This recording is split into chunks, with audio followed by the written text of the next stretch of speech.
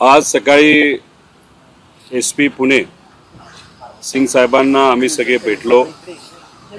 मी स्वतः होतो, शरदचंद्र पवार राष्ट्रवादी याचे काही पदाधिकारी, काही व्यापारी प्रतिनिधी, काही वकील प्रतिनिधी, काँग्रेसचे जिल्हा अध्यक्ष, त्याच्याचबरोबर बारामती उद्धव ठाकरे साहेबांच्या शिवसेनेचे युवक अध्यक्ष, तसंच विधानसभा उद्धव ठाकरे साहेबांच्या पक्षाचे अध्यक्ष बारामती, आणि ह्या लोकांना घेऊन SP साहेबांना भेटण्याचं कारण असं की बारामती तालुक्यामध्ये गेल्या काही महिन्यांमध्ये मोठ्या प्रमाणात क्रिमिनल ॲक्टिव्हिटी ही वाढलेली आहे। त्याच्यामध्ये एक तर सगळ्यात महत्त्वाचा मुद्दा हा आहे ड्रग्सचा। ड्रग्समध्ये दोन प्रकार आहेत।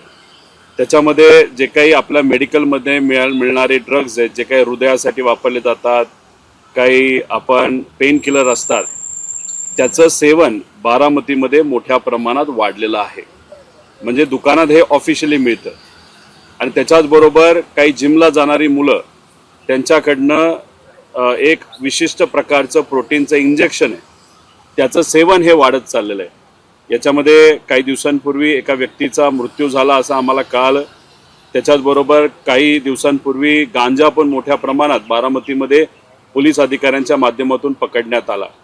त्याच्याचबरोबर काही स्थानिक छोटे राजकीय नेते असतील आणि काही इतर लोक मिळून तिथं वेगळ्या पार्ट्या ज्या ड्रग्सच्या या आयोजित केल्या जातात, वेगळी नावं दिली जातात, म्यू म्यू, पुसीकॅट, अजून काहीतरी वेगळं, आणि मग ते ऑफिशियली मोबाईलवर टाकलं जातं, स्टेटस ठेवलं जातं, आणि तिथं त्या पार्ट्या होतात, आणि हे प्रमाण आता मोठ्या प्रमाणात वाढत चाललं आहे। त्यामुळे आम्ही जेव्हा पोटनिवडणुकीचा प्रचार करत होतो, लोकांनी आम्हाला असं सांगितलं की याच्यात लक्ष द्यावं लागेल। दादांनी आणलेले अधिकारी, ज्याच्यामध्ये SP साहेब अतिशय कार्यक्षम आणि चांगला अधिकारी आहे, DYSP PI हे चांगली लोक आहेत, पण कुठं ना कुठंतरी दादांनी बसवलेली घडी बारामतीच्या कायदा व सुव्यवस्थेची ही कुठंतरी खराब व्हायला लागली असं लोकांचं तिथं मत आहे। याच्याचबरोबर व्यापाऱ्यांना धमक्या देणं, तिथं कुठंतरी पैसा वसूल करणं, तिथं छोट्या मोठ्या चोऱ्या त्याच्यामध्ये होणं, हेचंही प्रमाण तिथं वाढत चाललंय। आणि पालक, मी स्वतः एक पालक आहे, पालक म्हणून लोकांचं मत आहे की 60,000 पेक्षा जास्त मुलं हे बारामती तालुक्यामध्ये आज शिक्षण घेतात।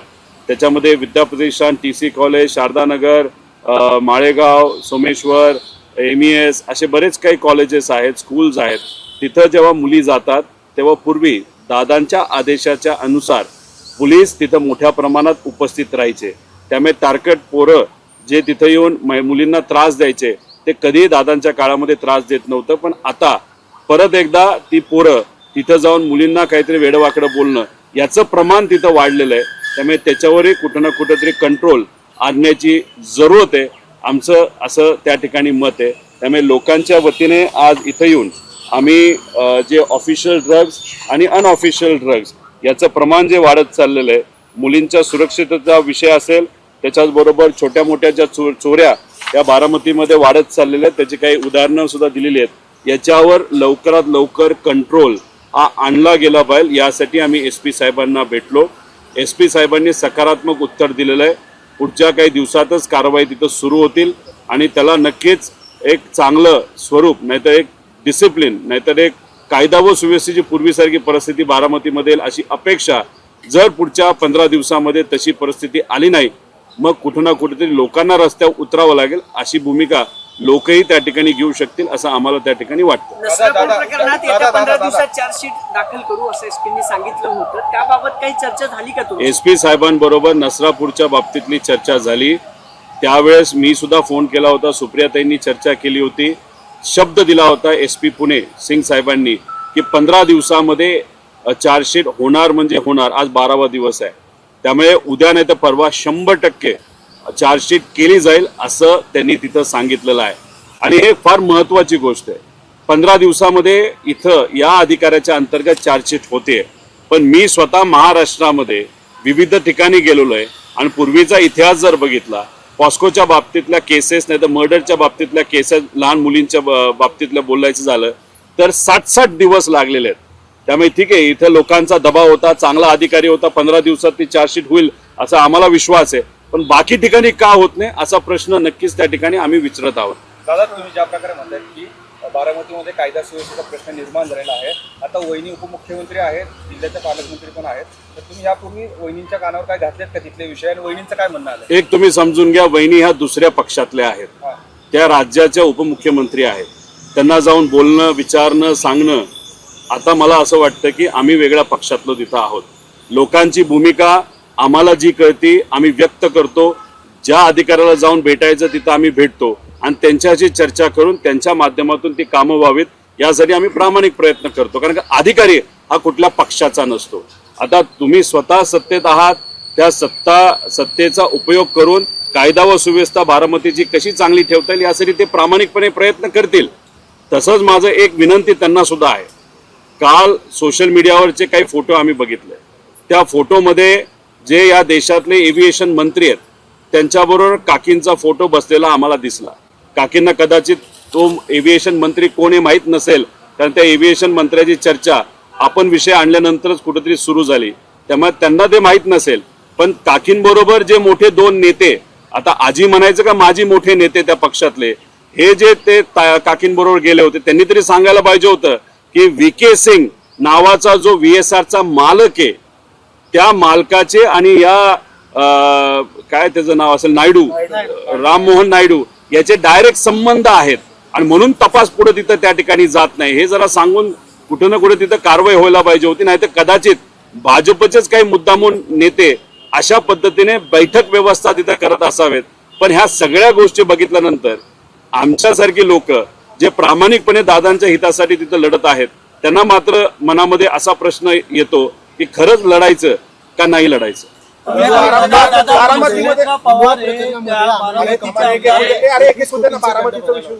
बारामतीमध्ये जे कायदा सुव्यवस्थेची घडी विस्कटली असं तुम्ही म्हणता, तर ती कशामुळे विस्कटली आहे? दादा असताना प्रत्येक गोष्टीवरती त्यांचा खूप असा कंट्रोल असायचा, वचक असायचा. थोडं जरी काही जरी घडलं तरी पटकन ते विचारायचे. आता काय असं होतंय? बघा, महाराष्ट्राच्या बाबतीत बोलतो नाही तर राज्याच्या आपलं बारामतीच्या बाबतीत, दादा असताना या राज्यामध्ये जे काही सहकार मध्ये घेणारा निर्णय आहे, कोणाचं इतर लोकांचं धाडस नव्हतं दादा असताना सहकारच्या विरोधात निर्णय घेणं. जसं प्रशासक बसवणं घेतला ना महाराष्ट्रामध्ये निर्णय, तसंच बारामतीमध्ये दादा असताना एक वचक होता, अधिकाऱ्यांवर वचक होता आणि इतरही लोकांवर वचक होता. जे चटरपटर चोरी करणारे लोक कधीच पुढे त्या ठिकाणी येत नव्हते, भीती वाटत होते.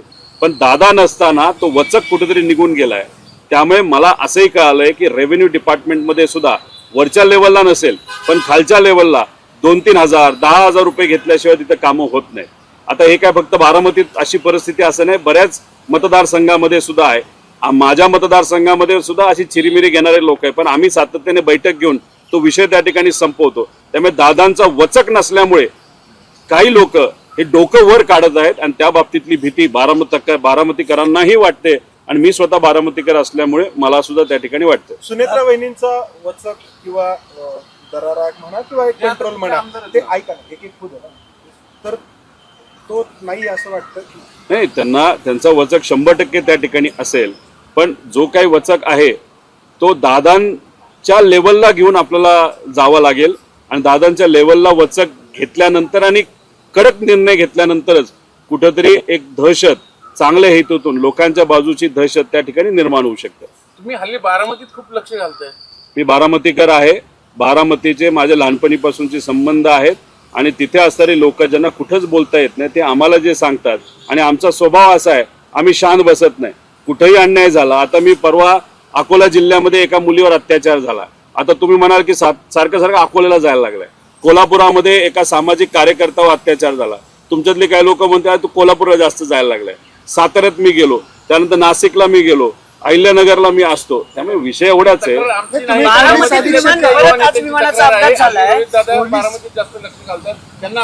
मी एक तुम्हाला सांगतो, लोकांचा विषय, लोकांच्या हिताचा एखादा विषय असेल, नेता काय बोलतो त्याला मी भीक घालत नाही.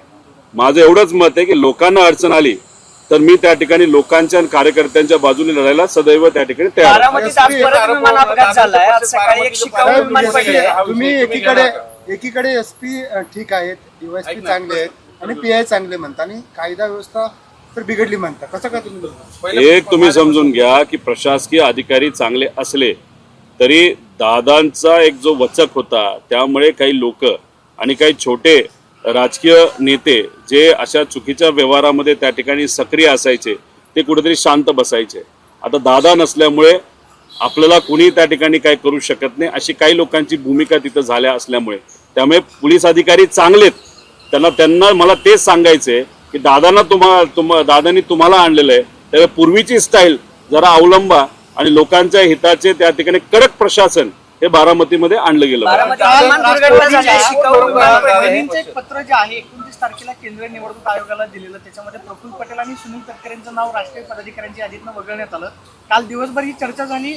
आसामला ते शपथविधीसाठी गेलेले होते. सुनील तटकरे जसं मुंबईमध्ये आले तसे शरद पवारांच्या भेटीसाठी गेले. काय चर्चा झालेली असावी? शरद पवारांची सुनील तटकरेंनी भेट घेतली, त्यामुळे राजकीय वर्तुळामध्ये चर्चा केली जाते. दोघांची नावं मात्र यादीतनं गायब झाली. हे बघा, सकाळी एक यादी आम्ही बघितली मीडियाच्या माध्यमातून, त्यात त्यांची नावं कुठंच दिसत नव्हती. चर्चा सुरू झाली होती की कुठेतरी जे प्रमुख नेते होते त्यांचं नाव कापण्यात आलेलं आहे, त्यांना डिमोशन करण्यात आलेलं आहे, त्यांना कुठंच पार्टीमध्ये जागा दिली नाही. आणि लगेचच एक कुठेतरी ट्विट येते. त्या ट्विटमध्ये प्रमुख नेत्या असं म्हणतात की टायपोग्राफिकल एरर झाला. आता याच्या आधी सुद्धा असाच टायपोग्राफिकल एरर झाला, परत काल झाला. तर माझं म्हणणं आहे की जो टाईपरायटर नाही तर जो काही टाईप करणारा माणूस आहे त्याला जरा एकदा बाजूला सारा, कारण सारखं सारखं हे होणं तसं योग्य नाही. पण त्याच्यातच संध्याकाळी एक वेगळी यादी आणली. त्या यादीच्या पुढं म्हणजे त्या नेत्यांच्या पुढं जर नाव आपण बघितलं तर काहीतरी साधं चटरफटर त्यांना पद दिलं असं कुठेतरी जाणवतंय. विषय एवढाच आहे की आम्ही स्वाभिमानी लोक असल्यामुळे आज सत्तेत न जाता त्या ठिकाणी लढतोय.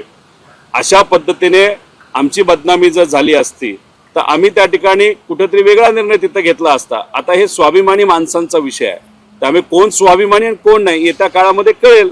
आपण बघूया पुढे. सुनील तटकरे पत्र लिहिलेलं आहे की भाजपच्या नगरसेवकांसोबत राष्ट्रवादीच्या नगरसेवकांनी देखील समान निधी वाटप करावा.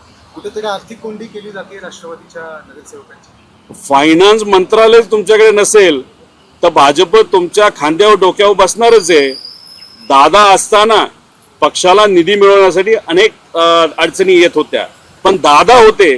दादा खऱ्या अर्थाने दादा असल्यामुळे निधी खेचून आणत होते. फायनान्स डिपार्टमेंट त्यांच्याकडे होतं. दादा हुशार होते म्हणून फायनान्स स्वतःकडे ठेवलं होतं. अजूनपर्यंत मला असं कळतंय की बजेटपर्यंतच फायनान्स भाजप ठेवणार होतं. बजेट झाल्यानंतर अजितदादांच्या पक्षाला फायनान्स मिळणार होतं, पण फक्त तो लॉलीपॉप होता आणि तो लॉलीपॉप खाऊन आता फार ढेकर दिली त्या भाजपली. मात्र ह्यांना त्याची लॉलीपॉपची कांडी सुद्धा मिळाली नाही. हे दुर्दैव आहे. बारामतीत परत विमान अपघात झालाय. आज सकाळी शिकाऊ विमान कोसळले. सुदैवानं कुठलीही काही झालं नाही त्यात खाली. पण हे सगळं प्रकार लक्षात घेता बारामती एअरपोर्टवर काहीतरी काम झालं पाहिजे असं नाही वाटत आहे, कारण एवढा मोठा नेता आपण गमावला. आज पुन्हा अपघात होते. सुदैवानं आज काही झालं नाही, नाहीतर आज पुन्हा कुणाचा तरी बळी गेला असता.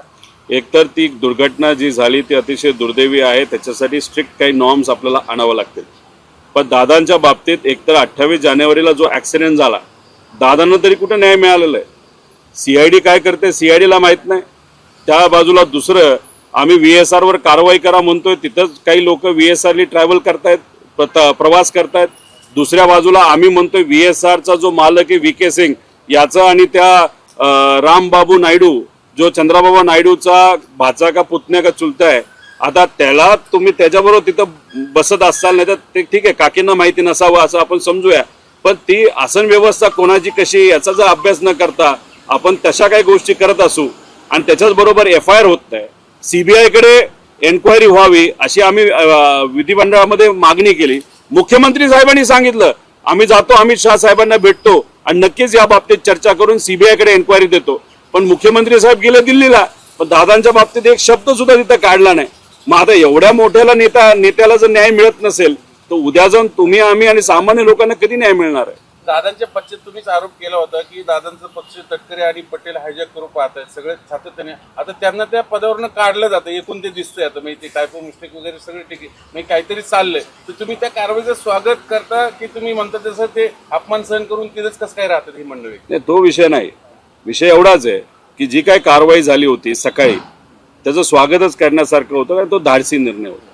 धाडसी निर्णय घेणं हे फार महत्त्वाचं असतं, पण धाडसी निर्णय घेतल्यानंतर लगेचच त्याला आपण वेगळी ट्विट करून नाही आपण घेऊ करू हा जर विषय होत असेल तो त्या पक्षाचा विषय असला तरी उद्या म्हणजे जर दादा असते आणि त्यांनी निर्णय घेतला असता तर दादानी निर्णय तो बदलला नसता. समजा आम्ही त्या ठिकाणी असलो असतो, माझ्यासारखा एखादा कार्यकर्ता असता आणि आम्ही निर्णय घेतला असता तर आम्ही बदलला नसता. त्यामुळे निर्णय बदलणं कुठेतरी एक संदेश जातो की त्या पक्षामध्ये अनेक नेते आहेत आणि त्याच्याच बरोबर पद काय दिलं नाही दिलं हे व्यक्तिगत वाईट वाटतं नाही वाईट वाटतं, त्या नेत्यांचा विषय त्याचे काय करावं त्यांना लखलाभ एवढंच मला या ठिकाणी बोलायचं. निर्णय घेतलाय ना, चांगली गोष्ट आहे, स्वागत केलं पाहिजे त्यांनी निर्णय तिथे घेतलेला. असंही असेल त्या काकींकडे ट्विटर हँडल नसेल, कोणतं दुसरंच तिथे हँडल करत असेल, कोणाला काय माहिती त्या पक्षात काय चाललेलं आहे, पण निर्णय घेतला तसा दिसत असताना बाहेरून स्वागत करण्यासारखाच आहे. कारण दादांचं आणि काही नेत्यांचं त्या ठिकाणी पटत नव्हतं हे सिद्ध झालंय, लोकांना सुद्धा त्या ठिकाणी माहिती आहे. आणि तो कारवाई तिथं जर पक्षाने केली असेल बघा, साहेबांचं आणि काही भाजपच्या नेत्यांचं सुद्धा पटत नाही, पण एखादा भाजपचा नेता म्हणला नाही मला चर्चा करायची भेटायचंय, आता चर्चा करायची भेटायचं हा काही विषय आधी सांगितलं जात नाही चर्चा कशावर करायची. त्यामुळे साहेब अशी व्यक्तिमत्व आहे की सामान्यातल्या सामान्य व्यक्तीपासून मोठ्यातल्या मोठ्या नेत्यापर्यंत ते भेटत असतात. विषयच माहीत नसेल आज जाऊन कदाचित सिल्वर ओकचा चहा त्यांना आवडत असावा सुनील तटकरेंना आणि तो जुना कधीतरी वर्षापूर्वी चहा पिला असेल, चहा प्यायला गेले असतील आणि चहा पित असताना कदाचित त्यांना वेगळा मेसेज त्यांच्याच पक्षाच्या प्रमुखांना द्यायचा असावा. त्यामुळे हे राजकारणाचा भाग होता का प्रेमाचा भाग होता, आदराचा भाग होता, पण साहेबांच्या तब्येतीची विचारपूस करण्यासाठी जो कोणी माणूस तिथं जाऊन साहेबांना भेटेल त्याचं स्वागत आम्ही सर्वजण करू. 3 वर्षानंतर चहा प्यायला गेलेले आहेत, 3 वर्षानंतर त्यांना चहा कदाचित आठवण असेल. विषय हाच आहे, तुम्ही म्हणता तसं की जे काही त्यांच्यावरती कारवाई त्या पक्षातून झालेली आहे म्हणून ते शरद पवारांकडे आशेनी गेलेत असं एकंदरीत चित्र आहे. मला वाटत नाही. आता प्रश्न तुमच्या पक्षाचा येतो, तो झाला त्यांच्या पक्षाचा. तुमच्या पक्षाच्या अध्यक्षांना जर ते भेटलेत काल तर तुमच्या पक्षाची भूमिका काय असायला हवी या आत्ताच्या घडीला सुनील तटकरेंच्या बाबतीमध्ये? कुणी आलं तर चहा पाजायला त्याला वेगळी भूमिका काय लागते? आता तुम्हाला नाही बघा, कुणी कोणालाही भेटू शकतं. आता 3 वर्षापूर्वी तेच आले नसतील आणि आता ते येत असतील त्याला आम्ही काय करणार त्याच्यामध्ये? आता जर आले तुमच्याकडे चहा प्यायला नाही त्याच्यापेक्षा आणखी असं होत नसतं. मी तुम्हाला सांगतो सुनील तटकरे असतील नाहीतर प्रफुल्ल पटेल असतील, काही झालं तरी भाजपमधूनच लढणार आहे. उगाच आपण इथे टाइमपास करत बसायचं आणि कशाला? त्यांचं ठरलेलं आहे ऑलरेडी, ते ठरलेत आणि 22 आमदारांचं ठरलेलं आहे. त्याच्याचबरोबर एकनाथ शिंदे साहेबांच्या काही आमदारांचं ठरलेलं आहे. त्यामुळे ज्या गोष्टी ठरल्यात त्या आपण इकडं वेडं वाकडं बोलून हे होईल ते होईल असं मोघम बोलून चालत नाही. जे आहे ते आहे, भाजपमधून ते लढणार. फक्त प्रक्रिया ही जरा फास्ट झाली. 2029च्या आधी जी प्रक्रिया व्हायला पाहिजे होती ती आधीच झाल्यामुळे आत्ताच प्रवेश करतात, पण आता प्रवेश केला तर परत इलेक्शन होईल आणि जर परत इलेक्शन तटकरेंचं त्या ठिकाणी झालं तर ते काही निवडून येणार नाही, कारण शिंदे गटच त्यांना त्या ठिकाणी पाडेल. घड्याळाच्या पक्षातले 22 आमदार घेऊन ते भाजपमध्ये जाणार असं ठरलंय? नाही, असं नाही, ते काय घेऊन जाणार असं होत नसतं. भाजपनेच ट्रॅप लावलेला आहे आणि त्या ट्रॅपमध्ये बरेच आमदार हे अडकलेले आहेत असं कुठेतरी लोकांची चर्चा आहे. घड्याळ पण आणि धनुष्यबाण पण दोन्ही मिळून 22. काय ठरलं दादा? दोन्ही मिळून 40 आहेत. काय ठरलं ते एकदा सांगा. नेमकं काय 22 जाणारे अजून काही काय करतो, माझ्याकडे एक ऍफिडेव्हिट येईल सगळ्या 22 लोकांचं, ते आलं की मी देतो तुम्हाला, पहिलं तुम्हाला पाठवतो. विषय एवढाच असतो, 22, 23 का 22.5 का हे मला नाही सांगता येणार. विषय एवढाच आहे की लोक आहेत जी संपर्कात आहेत. आता तुम्ही मला बघा, विखे पाटील साहेबांना श देण्यासाठी कोल्हेंना तिथे MLC बनवलं. आता कोल्हेला तिथे MLC बनवलं असेल तर मग तिथला जो दादांचा पक्षातला आमदार आहे काळे, हे काय यांच्याच पक्षातून उभे राहतील का? मोकळं झालं ना तिथून, त्या ठिकाणी BJPतून ते उभे राहतील. आता तुम्ही इतर ठिकाणी सुद्धा बघितलं तर ऑलरेडी रणनीती, आता तुम्हाला मावळचा आमदार काही ह्या पक्षात राहील असं वाटतं का? तो जाणार आहे भाजपमध्ये. अहो हे सगळं सगळ्यांना माहिती आहे. उगाच आपण पतंग उडवत मी किती प्रेमाचा, मग मिठी मारणं आणि रडून रडून किती वेळा रडणार. माझं एवढंच म्हणणे, दादांसाठी आता कुणीही त्यामध्ये डोळ्यात पाणी आणू नका, प्रयत्न करा, लढा. नाहीतर कोणतरी मिठी मारते, लढते, भाषण करते. पक्षामध्ये जे हे लोक जर सगळे भाजपकडे गेले तर मग पवार पक्षाचं कुटुंब भविष्य जर काय? अडचणीत आलं तर पवार कुटुंब म्हणून मग तुम्ही परत एकत्र येणार का? पवार कुटुंब काय पवार आडनावाचं नाही, पवार कुटुंब हे महाराष्ट्रातील लोक आहेत. त्यामुळे पवार साहेब जो काय ठिकाणी निर्णय घेतील, महाराष्ट्राची जनता ही पवार साहेबांबरोबर त्या ठिकाणी राहील आणि आम्ही सुद्धा विचाराबरोबर पवार साहेब. आम्हाला सोपं आहे ना सत्तेत जाऊन बसायचं, पण इथं आता इथं आम्ही जर बोललो नाही तर मला सांगा, महिला अत्याचारांचे विषय बाहेर येणार आहेत का? कांद्याचा विषय बाहेर येणार आहे का? दादांना न्याय देण्याचा विषय बाहेर येणार आहे का? मग आता नीटचा परीक्षेतला विषय बाहेर येणार आहे का? आम्ही सुद्धा जाऊन बसलो होतो. लोकांसाठी कोण लढणार? त्यामुळे पवार साहेबांनी आम्ही सगळ्यांनी भूमिका घेतली की आज लोकांच्या हितासाठी रस्त्यावर राहून त्या ठिकाणी लढायचं. मित्रपक्ष बरोबर आहेत, आम्ही लढत राहणार. लोकांनी निर्णय घ्यायचा की बरोबर राहायचं का विरोधात जायचं. दादा म्हणतो मुंडवा तसं जमीन दादांचा पक्ष प्रकरणामध्ये समजा भाजपने दादा, फोडला तर भविष्यात ते पुन्हा तुमच्याकडे आले तर मग तुम्ही सोबत घेणार का? विलिनीकरण विषय हेच तुम्हाला सांगतोय की भाजप बरोबर जो पक्ष आहे त्यांच्यात जाऊन आम्ही विलीन होणं हे होणार नाही, असं माझं तरी मत आहे. पण समजा आम्ही ज्या ठिकाणी आहोत लोकांबरोबर, विचाराबरोबर आणि भाजपच्या विरोधात आहोत. त्यामुळे उद्या जाऊन काही आमदार नाही तर काही पक्ष उद्या येऊन म्हणाले की चला आम्हाला तुम्ही समावून घ्या भाजपच्या विरोधात, लोकांच्या बाजूने स्वीकारणार. दादा मुंडवा जमीन प्रकरणामध्ये अमेरिया कंपनीची जी याचिका होती 21 कोटीचा दंड, ती याचिका फेटाळली, त्यांना आता तो दंड भरावा लागतो. तर पाच पवारांवर कुठेतरी हा वचक ठेवण्याचा प्रयत्न सुरू आहे. भाजपची ती पद्धत आहे, नेहमीच आहे. ती काय फक्त पवारांच्या बाबतीत ती वापरलेली नाही, ती अनेक लोकांच्या बाबतीत वापरली. काँग्रेसचे नेते अशोक चव्हाण साहेब असेच गेलेच नाहीत ना, गळाला लागले नेलं तिकडं. तसंच विखे पाटील साहेबांचं आहे, तसंच इतर भाजपच्या प्रमुख नेत्यांचं आहे. त्यामुळे ते त्यांच्या रणनीतीचा भाग आहे. त्याच्याचबरोबर खराब प्रकरणामध्ये पुढे जाऊन काहीच होणार नाही. जे काही लोक आता जात आहेत चर्चा करायला, नाही तर 6-6 तास बसतायत, त्यांचे व्हिडिओ काही भाजपचे नेते स्वतःकडे ठेवणार, ब्लॅकमेलिंगसाठी वापरणार राजकीय दृष्टिकोनातून, आणि त्यात फक्त आपण सामान्य लोक तमाशा बघत बसणार. तसंच नाशिकमध्ये हनी ट्रॅप मधले 70 व्हिडिओ अधिकाऱ्यांचे नेत्यांचे कुठे गेले, ते कोणाला माहिती काय झालं, ते सगळे भाजपच्या नेत्यांकडे. त्यामुळे ह्या सगळ्या विषयामध्ये नेत्यांना ब्लॅकमेल केलं जाते, अधिकाऱ्यांना ब्लॅकमेल केलं जाते. त्याच्याचबरोबर ईडी आणि सीबीआय, आता वेस्ट बेंगॉलमध्ये ईडी आणि सीबीआय सुरू झाली. आता ह्याच्यात बघा भाजप कशी सत्कार करतं. आता एक कोणतरी सोलापूरकर म्हणून ऍक्टर आहे, महाराजांच्या विरोधात बोललं, त्याला पुणे महानगरपालिकेमध्ये सत्तेत घेतलं. त्यानंतर तुम्ही आता काल नीटची परीक्षा पेपर फुटला, करोडो रुपये कमवले, आणि 2024ला असंच करोडो रुपये नीटच्या बाबतीत परीक्षेत कमवलेला माणूस जो NTEचा प्रमुख होता, तो आता छत्तीसगडचा चीफ सेक्रेटरी झालेला आहे. आता वेस्ट बेंगॉलमध्ये इलेक्शन कमिशनमध्ये ममता दिदीला जेलीत त्रास दिला इलेक्शनचा प्रमुख, इलेक्शन कमिशनचा, त्याला आता बक्षीस काय दिलं तर chief secretary of West Bengal. त्यामुळे नेत्यांना बक्षीस, मंत्रीपद मिळत होतं, आता अधिकाऱ्यांना बक्षीस हे मोठं पद त्या ठिकाणी दिलं जातं. हाके दलपती म्हणतात तुम्हाला, महाराष्ट्राचे दलपती रोहित पवार आहेत, मी गरीब आहे, बहुजनाचा नेता आहे असं वारंवार सांगतात. नाही काय आहे, थेलेपॅथी एकच होऊ शकतो आणि रोहित पवार सुद्धा एकच होऊ शकतो. राहिला प्रश्न हाकेंचा, हाकेंची चूक नाही, साधा सामान्य व्यक्ती आहे. मित्रांना माहिती आहे त्यांच्याबद्दल, त्यांचे मित्र जे आहेत की काय काय पराक्रम ते त्या ठिकाणी करतात. पण विषय एवढाच आहे, वरून आदेश आला भाजपकडनं, ते त्या ठिकाणी बोलायला लागतात. त्यामुळे ते बोलतात, त्याला तुम्ही त्यांना जबाबदार धरू नका, भाजपच्या नेत्यांना तुम्ही जबाबदार ठरा.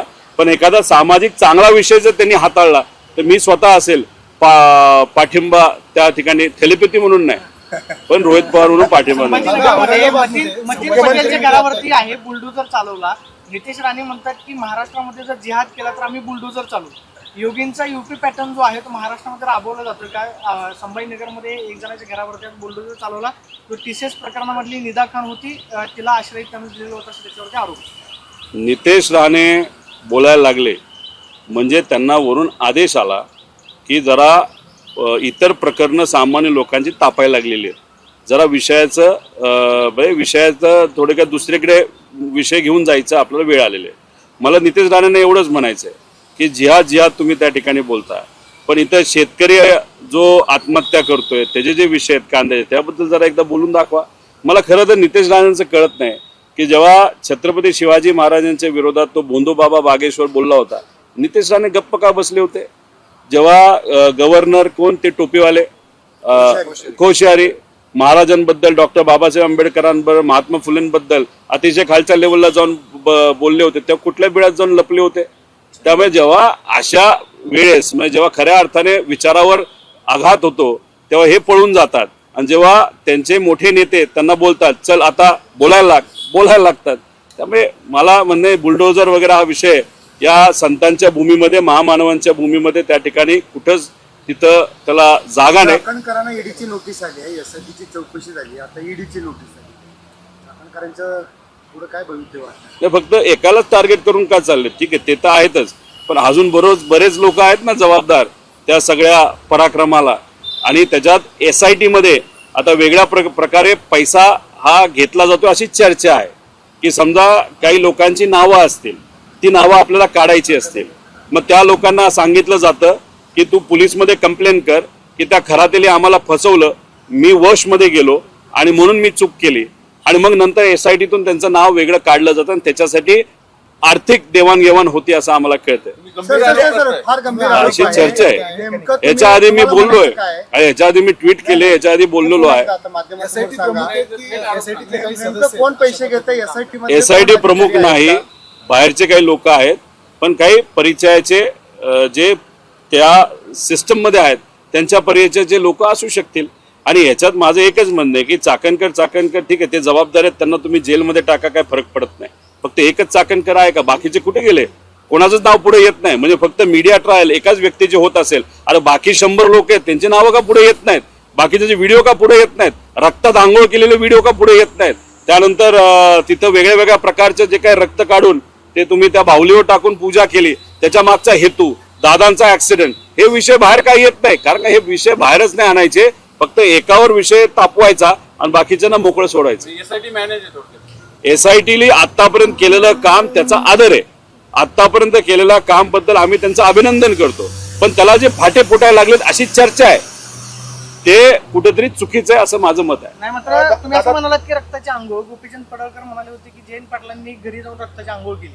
अरे पुरावे दे ना, पुरावे असतील तर द्यायला लावा त्यांना. पुरावे आता कोणाकडे? तर त्यांच्याच नेत्यांकडेच ना, देवेंद्र फडणवीस साहेबांकडे. पुरावे आणा, कोण कोण आहे दाखवा, आणि लागलं तर एक मोठ्या स्क्रीनवर दाखवा, आम्हीही बघतो. त्यामुळे उगाच जयंत पाटील साहेबांवर बोलून त्यांचं नाव कुणी खराब करू नये, पुरावा नसतील तर बोलू नये. जर काय होत असेल तर आता आम्ही उद्या जाऊन जर याच्यावर कुणी स्पष्टीकरण नाही दिलं तर आम्ही कसं हे घडतंय आणि कसं होत आहे त्या गोष्टी आम्ही तुम्हाला दाखवू. दादा, मुख्यमंत्री देवेंद्र फडणवीसांना प्रश्न विचारण्यात आला होता, तर तेव्हा त्यांनी म्हटलं होतं की आम्ही अजित पवारांच्या पक्षातील आमदारांना भाजपमध्ये घेणार नाही. तुम्ही म्हणताय की ते गळाला लावतायत घड्याळाच्या पक्षात. बघा, देवेंद्र फडणवीस साहेबांनी 2014ला धनगर आरक्षण देऊ पहिल्या कॅबिनेटमध्ये हे सांगितलं होतं. झालं का आतापर्यंत तसं काय? तसंही त्यांनी सांगितलं होतं अजितदादांच्या बाबतीत आम्ही CBI एन्क्वायरी करू. झालं का तसं काय? त्यांनी हे सांगितलं होतं की आम्ही जो कर्नाटकातून FIR दादांच्या बाबतीत आलेला आहे तो स्वीकारून त्याच्यावर तपास करू. इथं आम्ही विचारतो त्यामध्ये आम्ही तपास नाही करणार, आम्ही एन्क्वायरी मात्र करू. म्हणजे कुठं ना कुठंतरी कसं आहे, ॲफिडेव्हिटवर लिहून द्या की आम्ही एकनाथ शिंदे साहेबांचे आमदार फोडणार नाही आणि उद्या अजितदादांचे आमदार फोडणार नाही. मग बघू विषय कसा असतो ते. उद्या हेच म्हणणार भाजपचे नेते, आम्ही कोणाच नाही फोडलं, तेच आमच्याकडे आले. पण आले ना, हे महत्वाचं आहे. 29च्या आधी काय होतं? दादा, मोदींच्या ताफ्यातल्या गाड्या ज्या आहेत पेट्रोल डिझेलच्या त्या कमी केल्यात, आता EVच्या गाड्या इन्व्हॉल्व्ह केलेल्या, तुम्ही त्याकडे कसं बघताय? इंधन वाढीच्या संदर्भात, बचतीच्या संदर्भात त्यांनी आव्हान. बघा, गॅस, पेट्रोल, डिझेलची आजची जी परिस्थिती आहे त्याला पूर्णपणे हे केंद्र सरकार जबाबदार आहे. जे काय आपलं परराष्ट्र धोरण आहे ते फसलंय. इराण पूर्वीपासून आपल्या जवळचा एक देश होता. आपण इराणला मदत केली, इराणने आपल्याला अडचणीच्या काळामध्ये मदत केलेली आहे, पण फक्त अमेरिकेला खुश करण्यासाठी आणि त्याच्यावर इस्रायलला खुश करण्यासाठी. आता त्यांच्याकडे काय आहे ते बघावं लागेल, पण त्यांना खुश करण्यासाठी तुम्ही इराण बरोबर त्या ठिकाणी नातं खराब केलं. आणि जर आज त्या इराण बरोबर आपण रिलेशनशिप नातं चांगलं ठेवलं असतं तर पेट्रोल मिळालं असतं, डिझेल मिळालं असतं, गॅस मिळाला असतं. मग हे नातं नीट न ठेवल्यामुळे आणि परराष्ट्रीय धोरण आपलं फसल्यामुळे आपल्याला फर्टिलायझर महाग घ्यावं लागतंय. आता डिझेल हे म्हणतायत ना काल की अजून 60 दिवस आमच्या डिझेल आहे. मी सांगतो तुम्हाला पुढच्या 10 दिवसामध्ये डिझेल पेट्रोल आपल्याला मिळणार नाही, अशी परिस्थिती येऊ शकते. आणि पुढच्या काही दिवसात रेट वाढतात का नाही तुम्ही त्या ठिकाणी बघा. प्लास्टिकचे रेट वाढलेत, फर्टिलायझरचे रेट वाढलेले आहेत, बऱ्याच गोष्टींचे रेट वाढलेत. घर बांधायला गेलं टाईलचे रेट वाढलेत, TMT बारचे रेट वाढलेत. अरे मग लोकांचा इन्कम वाढत नाही, लोकांचं उत्पादन वाढत नाही, पण खर्च मात्र वाढत चाललाय. आणि सहज सांगतात तेल कमी खा. आता त्यांच्या गाड्या काय पाण्यावर चालतात का? काल काही 2 दिवसापूर्वी त्यांचं साटम नावाचे जे कोणी नेते आहेत मोठे मुंबईचे 25 गाड्याचा ताफा घेऊन फिरत होते. आता ते आम्ही विषय मांडल्यानंतर जरा चिडले, पण जाऊ द्या, काय हरकत नाही.